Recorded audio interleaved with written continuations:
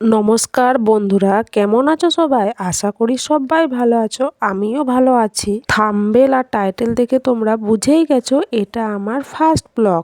অনেক দিন থেকেই ভাবছিলাম আমি ব্লগ বানাবো, কিন্তু ফাইনালি আজ থেকে ব্লগ বানাতে আমি শুরু করলাম। বলতে পারো কিছুটা আমি পরিস্থিতির জন্য বাধ্য। আমি একটা জব করতাম, মোটামুটি তাতে ভালো ইনকাম হতো, কিন্তু বাবা হঠাৎ অসুস্থ হয়ে যাওয়ার কারণে সব ছেড়ে বাড়ি চলে আসতে হয় আমাকে। বাবা এতটাই অসুস্থ, কবে জব জয়েন করব, আদেও জয়েন করতে পারবো কিনা কিছুই বুঝে উঠতে পারছি না এখনো পর্যন্ত। জানো তো বন্ধুরা, আমার কোনো দাদা বা ভাই নেই, আর মায়ের পক্ষে একা সামাল দেওয়া সবটা সম্ভবও নয়। অনেকে ইউটিউব ফেসবুকে ভিডিও করে ইনকাম করছে, তাই ভাবলাম আমিও একবার চেষ্টা করেই দেখি। তোমাদের সাথে কথা বলতে বলতে তো আমি আমার পরিচয় দিতে ভুলেই গেছি। তো আমি ছুটকি সিং, নন্দরামপুর গ্রামের সোনামকি থানার বাসিন্দার। দেখো বন্ধুরা, বাবাকে ঘুম থেকে তুলে বাইরে নিয়ে এলাম একটু ফ্রেশ করার জন্য। বাবার হঠাৎ করে এতটাই শরীর খারাপ হয়ে গেছে যে একা হাঁটতেও পারছে না। কিছুদিন আগে যখন আমি বাড়ি এসেছিলাম তখনও পর্যন্ত মানুষটা একদম ঠিক ছিল। কি আর করব বলো, ভাগ্য তো কেউ আর বদলাতে পারে না। এদিকে বাবাকে আমি চেয়ারে বসিয়ে দিচ্ছি, উঠতে বসতেও কষ্ট পাচ্ছে মানুষটা। জানো তো বন্ধুরা, কাছের মানুষকে কষ্ট পেতে দেখলে এরকম করে না, সব থেকে বেশি কষ্ট নিজেরই হয়। মাথার মধ্যে এখন একটাই জিনিস ঘুরছে, কি করলে যে বাবা তাড়াতাড়ি ঠিক হয়ে যাবে, আবার সব কিছু নর্মাল হবে। যে মানুষটা কিছুদিন আগে লাঠি ছাড়া হাঁটতো, সেই মানুষটা আজকে লাঠি নিয়েও নিজে হাঁটতে পারছে না। আবার হাতে কলগেট দিলাম, বলছি নিজে নিজে একটু চেষ্টা করে দেখো পারছো কিনা। হঠাৎ করে বাবা এতটা অসুস্থ হয়ে যাবে কোনোদিন আমরা ভাবি নাই, মানে আমাদের কল্পনারই বাইরে।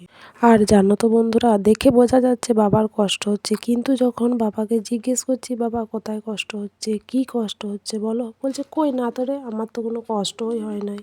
শুধু আমাদিকে নয়, ডক্টর জিজ্ঞেস করলেও ডক্টরকে বলছে কই আমার তো কিছু অসুবিধা হচ্ছে না। বাবার মুখ ধোয়া হয়ে গেছে, এরপর গরম জল খেতে দেবো বলে ফ্লাক্স থেকে গরম জল নিয়ে নিচ্ছিলাম। কখনো কখনো নিজে হাতে করে খেয়ে নিচ্ছে, দিয়ে দিলাম। কখনো বলছে খাবো না, জিদ করছে, জোর করে খাওয়াতে হচ্ছে, একবারে বাচ্চা হয়ে গেছে বাবা।